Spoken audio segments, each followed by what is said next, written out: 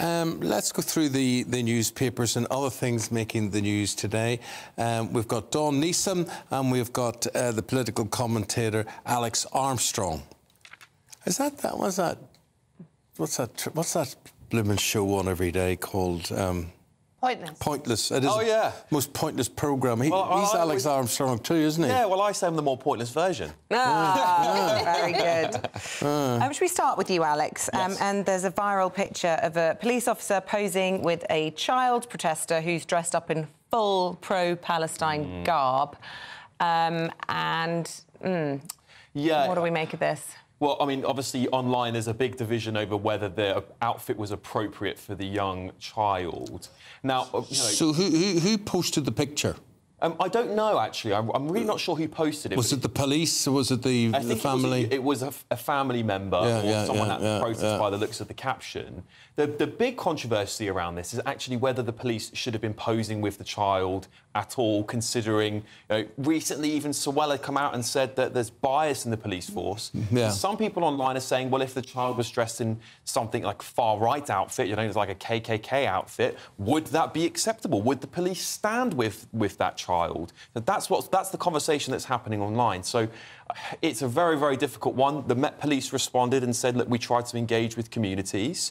What is interesting is there's a follow-up story to this where an anonymous police officer who wrote on the Mail Online said that, you know, there is bias in the police force and this is a result of many years of wokery. He says he's an officer on the front line and said it's embedded in the police force from the bottom up.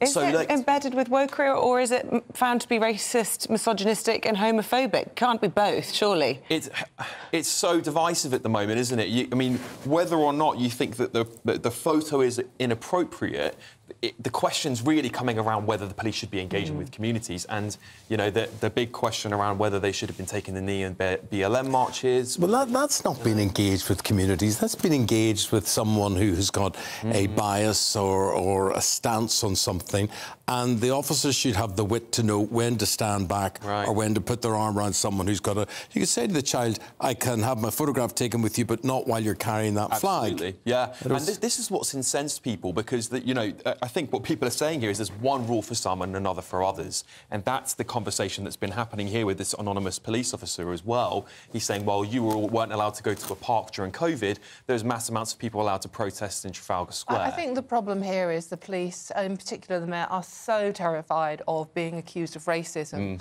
that they do... I think they do. I think the one thing I do agree with Sewell with is that there is a difference between how groups of people are policed, and I think they do tiptoe around some organisations which are incredibly volatile, and I think the racism card can easily be played.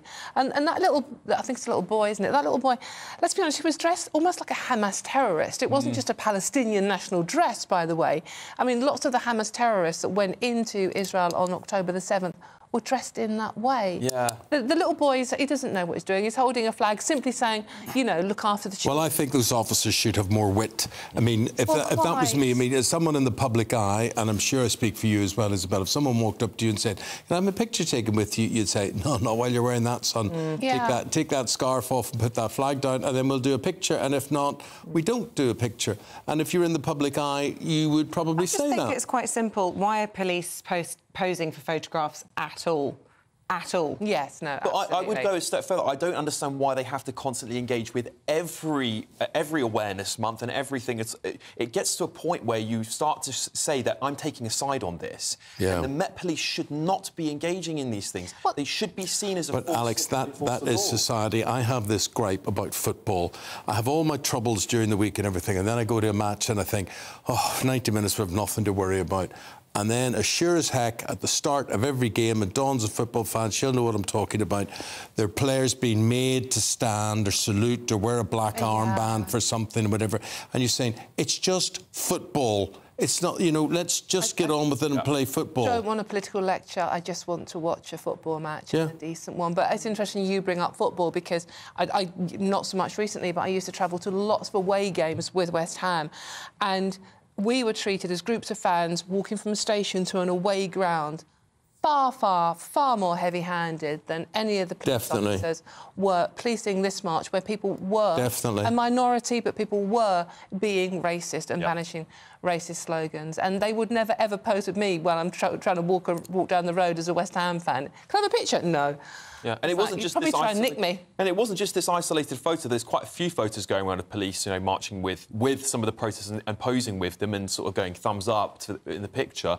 It just should be taken out of the police force. Why have the Met Police allowed this to fester inside them? This nonsense. True. But I remember the day of my OBE, and we were coming up to Buckingham Palace, and I don't know how it came about, but my daughter ended up wearing a police officer's helmet and me standing beside a police officer giving me their helmet as well.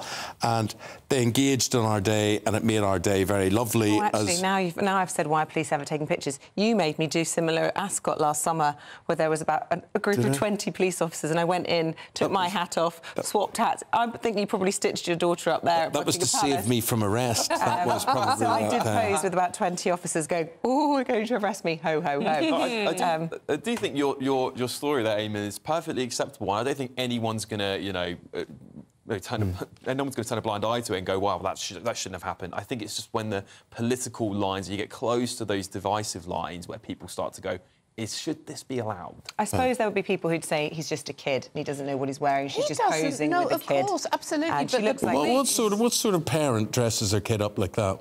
Maybe a Palestinian parent. You know, it's who may have family in Palestine. But that's not Palestine national outfit, that's more Hamas. And there is a difference. But, I mean, you know, just the final thing on this is they weren't posing for happy snaps with the Sarah Everard vigil people, were they? Well, that's true. That is very true.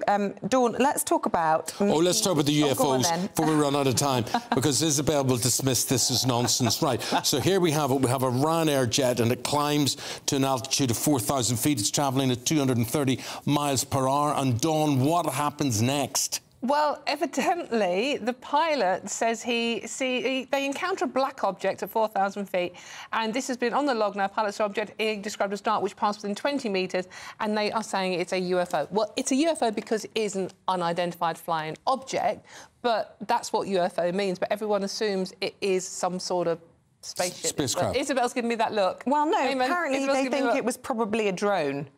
Yeah, but it still qualifies as a UFO. But it's not an alien, which is what you would like to believe. You don't know. You have no idea if it's an alien drone or an alien life form. The other story I heard this morning, apparently some astronauts up in space were out doing some repair on, I guess, the ISS, International Space Station, and they dropped it.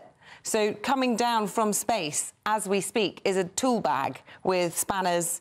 So maybe that's what happened. Well, of course it will come down from space. It'll burn up in the atmosphere.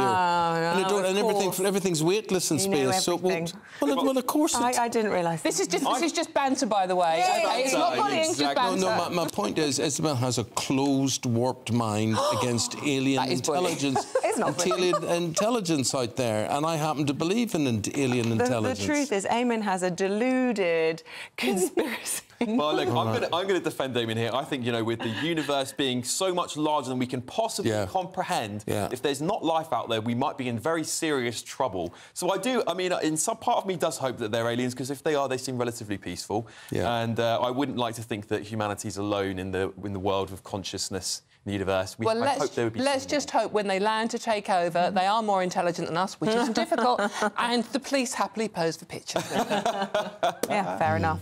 So if you want a well-paid job, Dawn, oh yes, and you go to university, what sort of degree should you take? Well, evidently, a Mickey Mouse degree. I mean, you know, sort of like literally nappy-changing type degrees. It's not literally nappy-changing. I mean, it's computer graphics, vision and games. I mean, it's... The point with this story, right, is they're not Mickey Mouse degrees. They are not the classic degrees that we think of, like history, English, maths, etc. They are possibly the degrees that you will need for future employment. They're more high-tech, more digital, more online stuff. So they're not necessarily Mickey Mouse degrees. But evidently, if you take these sort of degree courses now, you end up earning more money than those taking what we consider the classical degrees. So, yeah, you could study classics at Oxford and be a complete boffin. Yes. And be out earning be out-earned, in fact, by somebody who's studied not nappy changing, but it's computer graphics, visions, games, and there's not a lot in it. I mean, it's £2,000. Yeah. Can I just add, like, you know, as someone who hires people regularly, we don't really care about where your degree's from anymore. We just want to know if you're competent. Yeah. I think this sort of snobbiness around whether you went to Oxford or Cambridge is dying. No offence to everyone who did go. Alex, but you know, I do think that, and that's not necessarily a bad thing. I'm not saying that I mean, we could find great engineers who do just as good a job as someone from Oxford. But I guess my argument about the great universities comes down to the same thing with, like, I guess, elite football training camps. Oh, it's elitist. You shouldn't just have camps for the best at football. You know, it doesn't mean that all the other footballers are rubbish. Well, why can't you have the same when it comes to academics? And quite frankly, you do have brains that are different from other brains. Yeah. So, well, you know, it's somehow elitism around academia. Which university did you go to, Alex? I went to Portsmouth University. So a polytechnic and one of these, and I think I've done relatively well. I went to Bristol. It's not particularly prestigious. I mean, it's one of the good ones. She boasts Bristol all the time. I boast about Bristol. What is it, Ivy League or Red? What is this? Where's Bristol? It's a decent university. I didn't go to university. No, I didn't go to university. But all I'm saying is there's space for it. Why we want to turn our back on the old institutions? Well, there's also an argument these institutions have become quite woke with these sort of diversity quotas and everything now. Rather than picking the best people for the job, they're picking someone based on their skin colour or their race or whatever. Yeah. So, you know, interesting debate, guys. Interesting debate. Thank you very much indeed. Alex and Dom will be back in 40 minutes' time. Right now, let's get an update. Are we doing weather? We are doing weather because it's a rainy day. We're not doing weather today. We should be doing weather. We're not doing weather. But anyway, let's go to the commercial break instead.